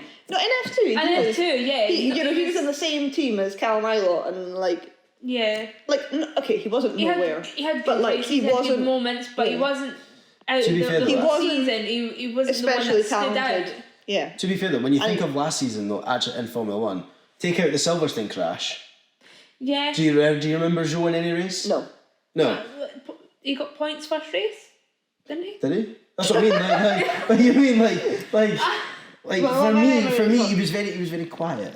He was, But maybe that was a good thing because he was consistent in what he'd done. Yeah. I don't know. I think did he not go through quite, not like a bad spell, but like a spell where like Bottas was constantly like in the points or thereabouts, and Joe was like 15th, and you're thinking to yourself, is he worth being an F1? Yeah. But I think. But you don't want to write someone off in their first season. Yeah. But remember, Audi are going to have bought shares in Sauber. So is this not our last season as Alfa Romeo, or is it 2026? I think it's 2025 or 2026. Yeah. Either way, I think when Audi have bought shares, I'm getting mixed up with all the bloody things that are coming in. Yeah, so I know Audi have bought shares in Sauber, so they're going to have some stake in who gets a seat. Absolutely. So Bottas is a well-established driver, but then by the time Audi come in, he could be on the tail end of his career, potentially looking to go out. And if Joe's done nothing special, you could see two brand new drivers in it. Audi. Yeah. Two different drivers. So Mick coming back. to be fair, the German, if it was Audi, I could see them going a German route. Like, a German driver, yeah. Well, not even just a German driver. You could potentially see try to get two. Don't know who Sebastian Vettel and Mick Schumacher. Yeah. We could all dream. We could all dream. I bet you said would come back just for Mick. Yeah. To be fair, that F1 father figure. Full on board for that. I'm not gonna lie. Yeah, but no, there's this season. As much as this season is like in the middle of everything, it's still quite an important season for even drivers that have contracts. They need to solidify it. But so next season, Charles's contract's up, Max's contract's up. Is that only next season? Max is signed until like 2027 or something like that. Max signed a new contract extension, didn't he? But yeah, it's something mental. He's the one that's there for the longest. So to be fair though, it's in his contract though, if Red Bull don't produce a competitive car, he can leave. And they can't say no. Lando's until like 2025. You know, like the Charles Leclerc's until 2025, I'm pretty sure as well. Is it 2025? I thought it was 24. I thought it was 24 because him and Max won the same, and then I'm pretty sure Max signed an extension. Yeah, because actually maybe because he was the longest standing back in 2020, wasn't it? He signed. Yeah, because both of them tied them down on long-term contracts. We'll need to fact check. I don't need to come back and fact check. Next time I think we'll need some like a fact sheet for anything. Well, we could just use the other phone, but it's currently used as my phone stand. It's a first time setup, it works. Okay. You know what? After the first 5 minutes, and the Sony camera just went fuck off. Not having this. I'm done. Well, I think we've done well there. I think it's a first. Have you got anything else that you'd like to add in as a? I think I've said this about 20 times, and we've managed to keep going for like half an hour. Yeah, I know. But like, have you got anything you want to add in on your takes for this season?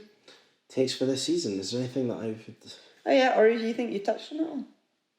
I think for the most part, I think I've touched on everything that's like at this point. And maybe if I do a bit of digging, then there might be something. Yeah, but we'll come back and we can do another one in like halfway through the season, or just something like. Oh, we're gonna have to review this footage and come back halfway through the season and like, see if our predictions are. I'll be like, Christ, that Carlos Sainz one, that was funny, wasn't it, boys?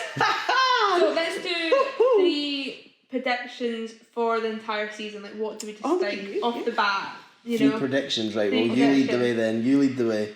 So, I think Haas are actually going to be like challenging in the midfield. I think they're going to just go quite bold. Now they've got 2 experienced drivers, and obviously Nico. So, what position do you think they're in then? What for the season? Maybe because McLaren are going to do quite bad. I think maybe 5th, 6th. Like I think maybe.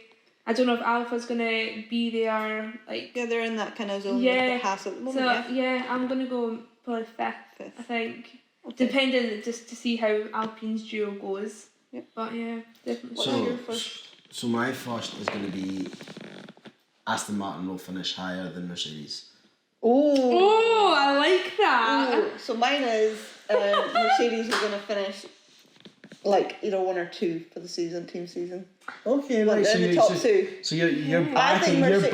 Oh, absolutely. I think they're onto something. I think they're onto something, but they're 9 months behind everyone else. Yeah. But their car's looking better than the Ferrari. And then on race pace it is. on race pace. So what really matters, quality of race? Depends the track. Depends on the track. No, Yeah. it doesn't. Monaco. I was going to say. No, it doesn't. One race.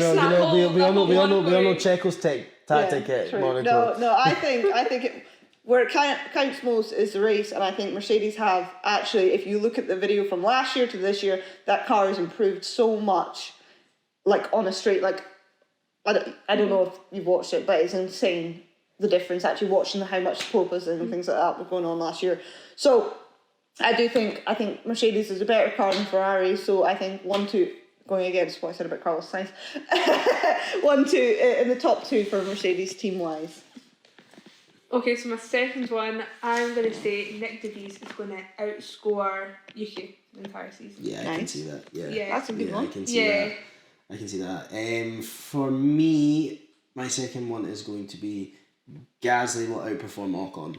I'm fully on board. I was going the other way for mine. I said Ocon was outscoring Gasly. This is this Mercedes Red Bull rivalry happening. Oh no! Oh dear. Yeah, no, I got the other way. I think Ocon over Gasly. Okay. Just because I Gasly? preferred Ocon like back in the day. So yeah, sorry, no offense. No, it's fine. It's okay. I love Ocon's story. You know, I'm a sap for a sad story. Okay. So I think who wins the Drivers' Championship won't be the Team Championship. That's a very vague one now, right? I know. We're going to dig a bit deeper into this now. So you've said who to win the Drivers' Championship? Charles. Yeah. So you think Charles is going to win drivers, but who wins team constructors? I think Red Bull's going to win constructors. Right, okay. I don't think it's not exactly a bold prediction, but it's a prediction. no, it's a fair one. It's fair. I think Nico Hülkenberg's going to have one season in F1. I think he'll have a return this season, he'll flop. Bye. And he'll be bye. Drop. Okay. Just gonna have to give me a minute, guys. Hazard would just try like get enough as much as I try think, to pay 10 million. as much as Haas will do well, I think it's going to be K-Mag that carries the team 100%. more because he's a favourite around the team. I think he is the man for Haas, and I think Nico's going to struggle. Yeah. They're not a partnership that K-Mag's will be able to bring him. So I think it's sink or swim. Yeah, I can see that. My one? Yeah, let's go for it. To me, aren't you? No. I'm ready for it. I think Sebastian Vettel will return for his 300th Grand Prix, just as a one-off reserve driver. Yeah. Some point in the season, somebody's going to need a reserve, and he's going to come back for his 300th. Set to make an appearance. Awesome, you know. Maybe set to make an appearance, yeah, and. Aston Martin next weekend. That's come true. Heidi's one up on us all. Yeah. To be fair, there's some bold predictions in there. Yeah, and I think I like that we've gone against each other. I know. Clash the Titans already. If out of your predictions, on which one are you backing the most? I back Mercedes to come in the top 2. Yeah. Right, okay, you're backing the Mercedes one. Nick De Vries. Yeah. Nick De Vries. Yeah. I'm going to go my Gasly one. I'm going to back Gasly. Fair enough. Yeah. All right. I'm here for that. Here for that. All right. You got to keep the link with the old Red Bull guy, you know? Yeah. Anyway. Yeah. I think we'll end it there. Yeah. So Liam did a beautiful job of introducing us. Well, didn't even give us the name of the podcast, didn't give the names of the production. I was thinking that. Yeah, none of us got mentioned, so I am going to do it as a closing statement for you guys. We have been the Talkin Pish podcast. We've been presented by the lovely Sophie, who is a fangirl of Lando Norris, screaming in the corner. The Red Bull Christian Horner over here of Liam. And he just has to go anything against me. And we've got the Lewis Hamilton fangirl over here. Right. Heidi. Thank you. Thanks everyone for listening, and we will see you in the next one, I'm sure. Yeah. If we make it to the next one.